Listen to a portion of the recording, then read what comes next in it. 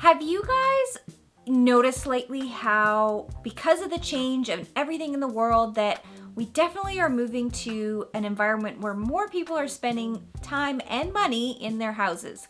And what we're noticing is, a really big increase in residential renovations. So I really wanted to touch on some eco-friendly materials that you can incorporate in your next home reno. Are you guys ready for it? Let's dive in. When it comes to eco-friendly design, I think what most people automatically gravitate towards, like when you think about items, is big ticket items, solar panels, some way to reduce their electricity use, or upgrading your heating and cooling system so that it's more energy efficient, all of those type of things.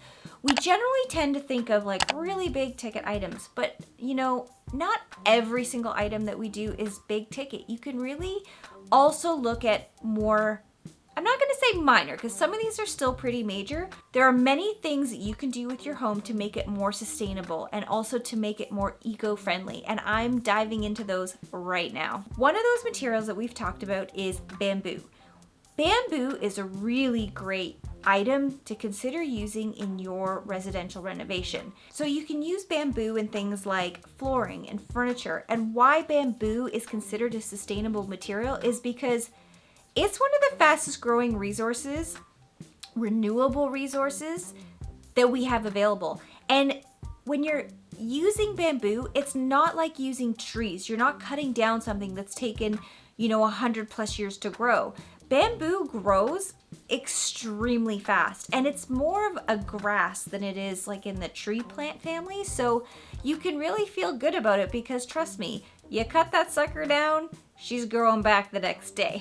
Well, maybe not quite the next day, but you know what I mean, like pretty fast. Another item that's really good to use is reclaimed woods. Now, there are so many ways that you can go about this. So I think, the typical is in furniture pieces where you have like reclaimed tables and sideboards and console tables, the railway ties that are used, for mantles. But you also can look at reclaimed wood as taking old pieces of furniture and reusing them, bringing them back to life, or even using the wood that they were built up to create something else, whether it's that cool funky wall feature that you want to do. What's nice about reclaimed wood is you're taking a product that's, lived its life and you're giving it new purpose. You're refreshing it up for, a new item. And I feel like, I know a few years ago we saw so much about that because there was a big, rustic farmhouse look. I have a video on that. You can check it out. I know that style's not super trendy right now, but that doesn't mean you shouldn't use it because it doesn't have to look that way. I mean, you could still just reuse it and paint it or refinish it. It doesn't have to look rustic. Reclaimed is just using wood that's already served its life. Like barnboard doesn't have to look like barnboard. It can be painted, it can be sanded down, it can be made into something else. So you have to really think about, it's not just about the look of reclaimed wood, it's about how are you repurposing it? How are you reusing it? By using reclaimed wood, you're saving a tree from being cut down. Another really great material that I feel like we all, if you drink wine, you know about it, but that gets almost under, I feel like it doesn't have enough of like a platform, is cork. I feel like you knew that one was coming as soon as I said wine. So cork is a great renewable resource. What's interesting about cork is it does grow on the side of trees, but because it's just like on the surface, you're only taking that off. So you're actually not harming the trees when you're taking it off of the tree. And cork is not just great for like flooring, and obviously we see it in cork boards and stuff, but I've seen materials made out of cork. There's actually a fabric line, and if I can remember it, I'll maybe do something montage right here.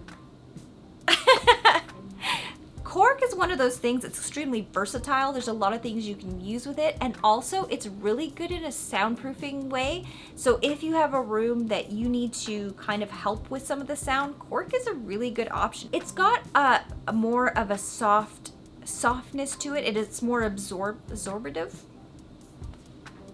It absorbs more. Anyways, it's good for sound, but also they can take cork and actually make it look like a hardwood floor. hardwood because it's obviously not wood, but it's really cool because once they've treated it in the correct way, it's a really good sustainable floor. So cork is a really good one to consider. So I feel like I couldn't talk about sustainable materials for your home without touching on plastic.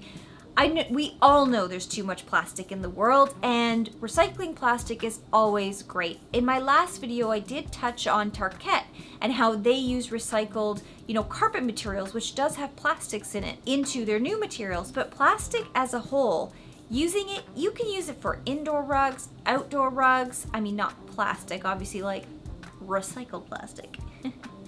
Unless you have a recycling plant in your house, you're not going to just make it yourself. However, it can also be made into different types of furniture pieces. The most popular way that people use recycled plastics is high density polyethylene. I don't know if I'm saying that right. I'll just put like the word here. And basically this is a really heavy and dense form of recycled plastic, so it's really good to use on recycled furniture. And what's great is a lot of this stuff can be indoor, outdoor, which is awesome if you have a patio. So one of those, I think most people know that cotton is a really good renewable resource. Another material that's really good is called jute. Jute is what they actually make, like a burlap sap. What they actually make a burlap sack out of. So jute is an actual plant. Jute grows very easily and quickly, and that makes it a renewable resource. One of the interesting things I learned about jute is that it's actually a really good heat insulator. And one of the great parts about jute is, very much like cotton, it's an affordable renewable resource. So this one's a good budget conscious one. In my last video, I touched on VOCs. What VOC stands for is volatile organic compound.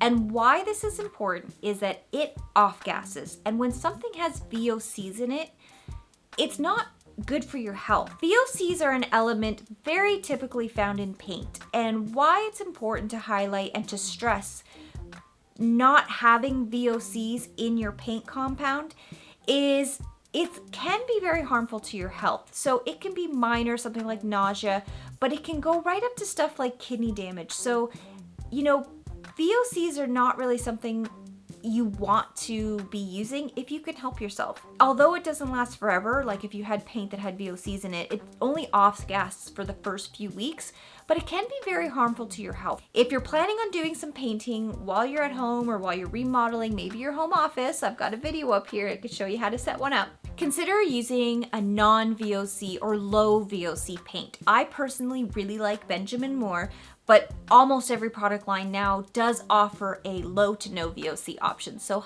I highly recommend, for a very easy, inexpensive reno, update, freshen up of your home, consider using a non-VOC. It's good for the environment and it's much better for your health, and that's just as important. In the beginning of this episode, I started talking about how some of those big ticket items, when we talk about saving energy costs, right?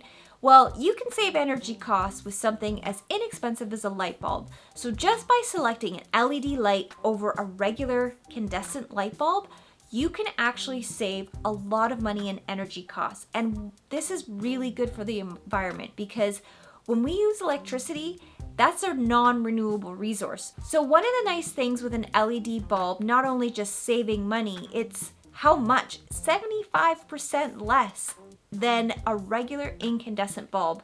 That's huge. That's a lot less usage, and LED bulbs last a very long time as well. What's nice about buying an LED bulb is that you don't have to go around your house changing all of your light fixtures. You can just change the bulb and you're already reaping all the benefits. Another way to keep your home sustainable is to really think about what items you're purchasing. And instead of necessarily running to the store and buying a new item, consider going to your local antique shop, to a farmer's market, talking to some friends, or checking, Kijiji or Facebook Marketplace or whatever, online selling place you go to for used goods. That being said, by reusing something that someone else is done with is really saving the environment from another disposable item. So instead of purchasing new, consider using something that's already been loved, pre-loved, we like to call it. You can paint it, you can stain it, you can, reupholster it. You don't have to keep it, the way it is. You can freshen it up with your own take on it.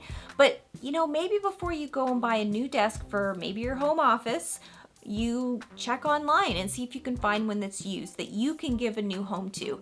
Another thought, coffee table. Maybe you use some reclaimed wood and make your own. I don't know if you're getting crafty. Or if you're just getting, you want to get a few new pieces for your home or a side chair or whatever, consider maybe buying a chair with the right shape and then paying for it to get reupholstered. In the long run, it might cost the same money. There's lots of options when it comes to reusing and upcycling furniture. And it can be with any design style that you like, whether it's modern, contemporary, boho, or minimalist, or industrial. There's lots of options for what you can do with furniture, and you don't always have to buy something new. I mean, it's fun to go shopping, but you can totally find a reclaimed piece. And if you haven't checked it out, I highly recommend you go to my Come Shop With Me. I actually go to a local antique shop that I personally really love going to, and you'll see a bunch of the great pieces that I found. I did find one that I want for my house. I haven't bought it yet, but I'm still thinking about it, meaning I might. But again, I'm not buying new. It's reused and I would paint it, so yeah. When you're looking to purchase green materials for your home, let's say you are doing a major renovation, there are some key elements that you want to look for when you're purchasing some, perhaps new flooring or paint or new appliances, or whatever you're upgrading. If you are looking to do upgrades and you want to be environmentally conscious, there are a few labels that you should check for. So here are some of them. If you're looking to buy wood, you want to look for an FSC certified. So what FSC stands for is Forest Stewardship Council, FSC. This is a responsibly managed forest. It means that they're just not clear cutting, the rainforest to get you this wood. It means that these forests have been grown with the intention of being farmed for use, which is really important because they're going to constantly be replanting and getting more, and it's a whole cycle. When you're looking at wood products, whether you're doing a renovation, look for FSC wood. So when you're looking for electronics, appliances, light bulbs, basically anything with electricity, you want to look for an Energy Star. I'll show the thing up here. So Energy Star is a part of a joint program with the Environmental Protection Agency. What it means is you're going to get a product that is energy efficient, has the certification behind it, but also it's not going to be performance-wise compromised. I touched on this in my last video, but I'll mention it again briefly, and that's to buy products that are Green Guard certified. So this has to do, again, like the VOCs. However, this is actually with off-gassing from furniture pieces. It ensures that they are promoting enhanced indoor air quality and reducing pollution and chemical exposure and all that kind of stuff. In order to have a Green Guard certification, they have to go through rigorous testing that they meet the standards for low emissions and low VOCs. Green Guard is really there to protect our health. It's very important. Another quick little tip about when you're renovating or updating your home to make it more sustainable is also add in a lot of plant life. So we've talked a lot about off-gassing and, trying to limit exposures to materials that off-gas, emissions and VOCs and all of those kind of things. One of the best ways to combat, your environmental exposure is to have lots of plants. One of the best parts about plants is that they help purify the air. So even if you're not doing anything, at the very least, you can definitely give yourself a more sustainable environment just by bringing in some plants. Doesn't really smell like much, but he's doing his job. I gotta get some more of these guys. I hope you guys are enjoying learning about sustainability. If you guys have some questions or something specific that you want to know more about, let me know. Comment below. And also, if you're enjoying this content, please consider subscribing. I would really appreciate it. I'm really enjoying making these videos for you. And don't forget to hit the thumbs up if you liked it. All right, guys. Bye.